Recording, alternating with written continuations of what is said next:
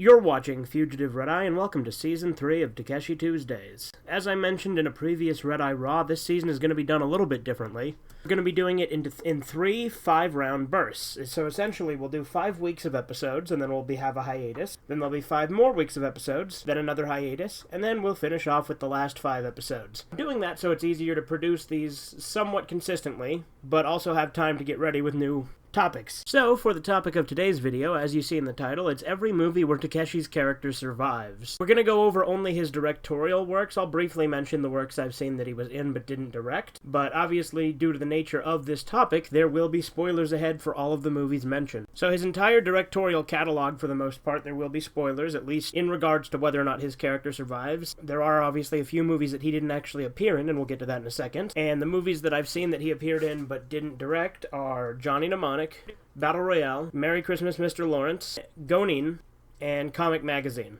So there will be spoilers for those movies as well. But there will not be spoilers at all for Dolls, A Scene at the Sea, and Kids Return. Those are the 3 movies that he directed but did not appear in at all. I've decided not to spoil those movies. I could tell you the fate of the main characters. However, I feel like that's not relevant to the topic at hand since Takeshi himself does not appear in the movies. So we're going to do this in a relatively easy fashion. So we're going to go through his directorial works in order of release and talk about his character's fate, so you can get kind of an idea. Now, why did I decide to do this topic? Well, Takeshi has a track record for killing himself off in his movies, as well as dying in movies he appears in otherwise. As I said before, since he did not appear in A Scene at the Sea, Dolls, or Kids Return, those are disqualified from this list since Takeshi is not a character in those. Alright, so his first directorial film, Violent Cop. He dies in a shootout at the end, therefore he does not survive. Okay, that one's easy, that one's out of the way. Second directorial film, Boiling Point. Once again, he dies in a shootout at the end, and once again does not survive. So, there we go. Next up is A Scene at the Sea. Once again, that's disqualified. He did not appear in it. Alright, next one, Sonatine. Now, Sonatine, he won the shootout at the end and survived through that, but ultimately took his own life, not being able to deal with the aftermath of it. So, once again, he died. So far, all deaths. Getting any. He was not the main character in this one and didn't appear until like the last 20 minutes of the movie. However, he survived, believe it or not. His character was very minor. He played a mad scientist character. I guess he was major in the fact that he turned the main character invisible and then later turned him into a kaiju. But he survived. There was nothing to indicate him dying or being in any peril whatsoever. Kids Return. Once again, disqualified. He wasn't in it. Fireworks, or hana-bi. This one, I guess, could technically be up for debate, because the ending does not actually show what happens. At the end of Fireworks, Nishi, Takeshi's character, and his wife are sitting on a beach as the cops are closing in on them, coming to arrest him for killing those Yakuza guys. Nishi, being a former cop, has his 2 friends, who were also cops, coming to arrest him. He goes up and talks to them, says, "Can I have a moment alone with her?" and then heads over to sit down with her after loading 2 bullets into his gun. He sits and talks with her for a moment, the screen pans away, and you hear 2 gunshots fire. There are 2 ways you could interpret this ending. One way, which I don't find likely, is that he shot the 2 cop buddies and went on the run with his wife. I find that very unlikely since his wife was dying of leukemia, and he probably wouldn't want to be on the run forever. So, I think the second option is the more likely one, because that's kind of what they were going for, is that he shot his wife and then himself.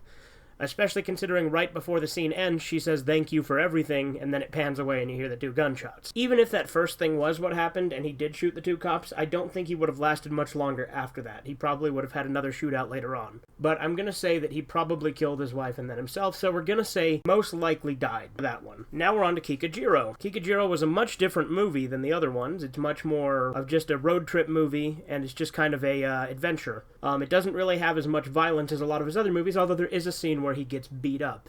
That said, beat up is the worst that happens to him in this movie, so Kikujiro survives, therefore Takeshi survives this one. So there we go, 2 survivals, 1 maybe survival, and the rest are deaths so far. And again, that maybe is most likely dead, so we're going to count it as a death. Now we're on to Brother, the one movie that Takeshi filmed in the US, and it's primarily in English.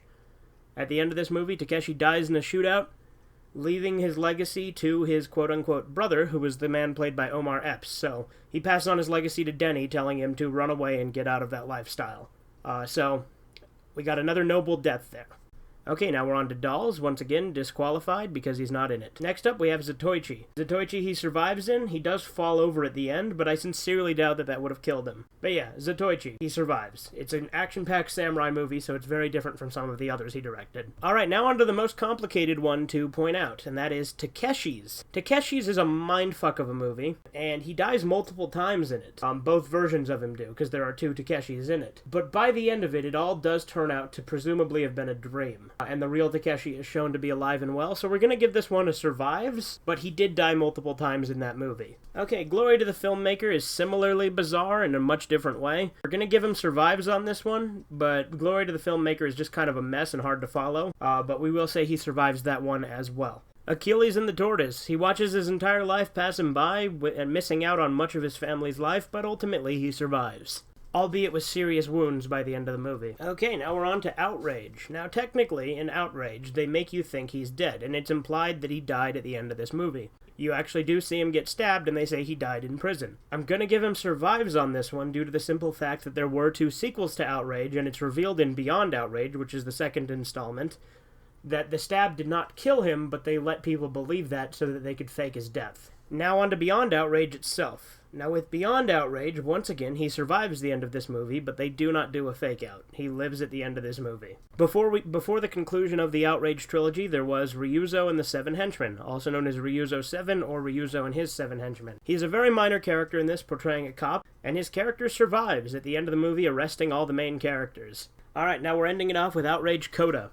Outrage Coda is a movie that ended off the Outrage trilogy, and I was kind of disappointed in it compared to the other two, I'm not gonna lie, but ultimately at the end of this one, he's hunted down and he has a gun pointed at him, and he says, no, I'll take care of this myself, and he commits suicide. So he dies at the end of the Outrage trilogy, having made it 2 movies so far, but ultimately taking his own life.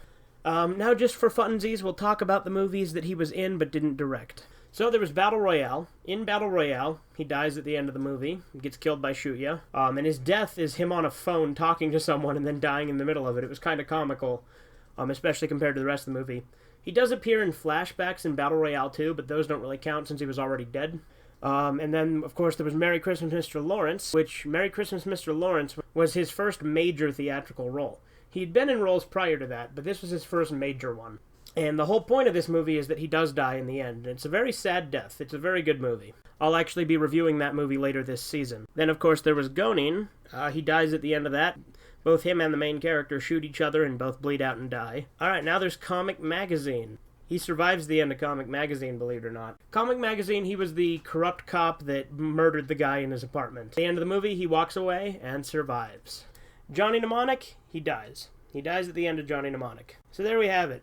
This is a bit of a different episode. I hope it was still enjoyable. If not, we got some reviews coming up next time. Next time we will be doing Merry Christmas, Mr. Lawrence, actually. But other than that, let's go ahead and total up the numbers. So out of his directorial movies, he did not appear in 3 of them. Those, of course, again being A Scene at the Sea, Kids Return, and Dolls.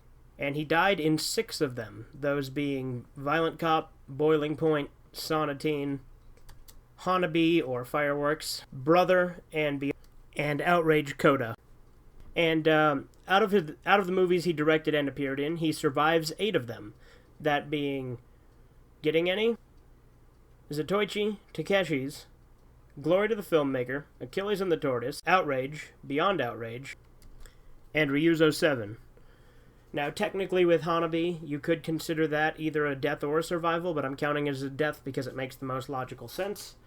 So, we do the quick math.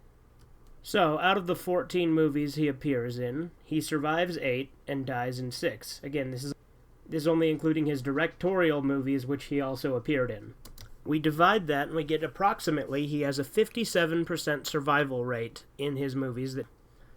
But yeah, that's all for today. This has been Fugitive Red Eye. Have a good one. Subscribe to Fugitive Red Eye.